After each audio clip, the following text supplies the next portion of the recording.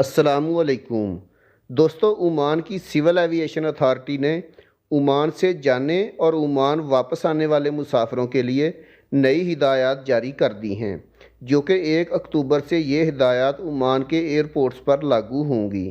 दोस्तों, civil aviation authority ने इन हिदायत की एक पूरी PDF फाइल जारी की है। अगर किसी भाई को ये पूरी PDF फाइल चाहिए तो कमेंट्स बॉक्स में अपना नंबर देकर ये फ़ाइल मुझसे ले सकता है। इस फाइल में 3 सफ़ात पर मुसाफिरों के लिए हिदायत जारी की गई हैं। दोस्तों, वीडियो को मुकम्मल एंड तक ज़रूर देखिएगा, क्योंकि इसमें बहुत सी नई बातें हैं जो सिविल एविएशन अथॉरिटी ने बताई हैं और आप लोगों के लिए जानना नहायत ही ज़रूरी हैं।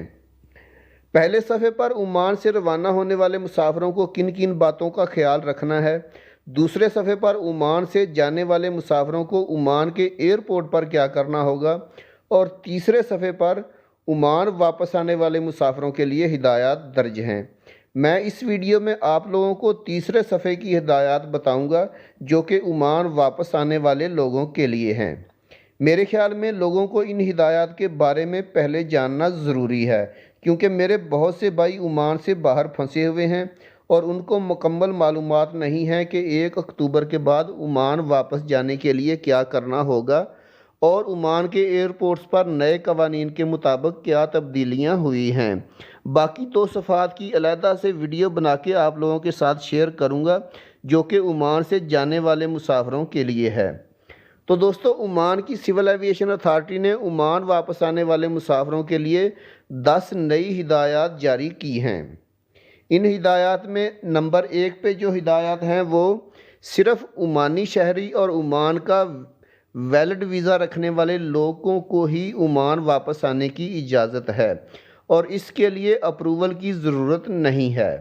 नंबर 2, ओमान आने वाले तमाम मुसाफिरों के लिए कोरोना की ट्रीटमेंट की हेल्थ इंश्योरेंस ज़रूरी है, जिसकी मियाद 1 महीने तक की होनी चाहिए। नंबर 3, तमाम आने वाले लोगों को ओमान के एयरपोर्ट पर पहुंचने से पहले ओमान की कोरोना वायरस की ऐप 63+ डाउनलोड करना होगी। नंबर 4, तमाम आने वाले अफराद का दर्जा हरारत चेक किया जाएगा और अगर किसी में कोरोना की इलामात पाई गई तो उन अफराद को नामजद क्लिनिक में भेजा जाएगा। नंबर 5, राहगीर मुसाफिरों को हिदायतनामा में दी गई हिदायत पर अमल करना होगा।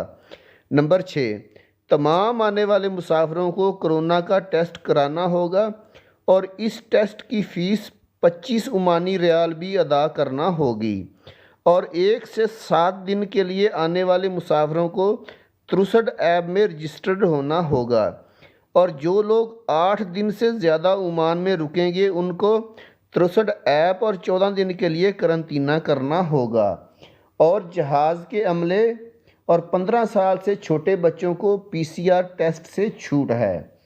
नंबर 7, ओमान आने वाले गैर मुल्कियों के पास 14 दिन के करंतना के लिए लाजमी तौर पर अलहदा से कमरा या घर होना चाहिए। नंबर 8, हवाई जहाज़ के अमले को वजारत सेहत की जानिब से एहतियाती इक़दामात के तहत 14 दिन के करंतना से मुस्तस्ना हासिल है।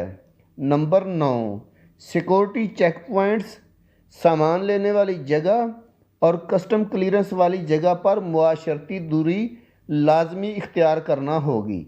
नंबर 10, जिन लोगों ने सफ़र नहीं करना वो लोग मुनासिब इजाज़तनामे के बगैर एयरपोर्ट में दाखिल नहीं हो सकते।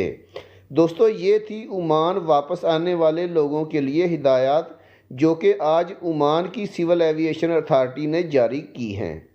दोस्तों, वीडियो बनाने का मकसद आप लोगों की रहनुमाई करना है। वीडियो अच्छी लगी तो लाइक करके चैनल को सब्सक्राइब ज़रूर कर दीजिएगा, ताकि आने वाली इन्फॉर्मेटिव वीडियोज़ बर वक्त आपको मिल सकें। अल्लाह हाफिज़।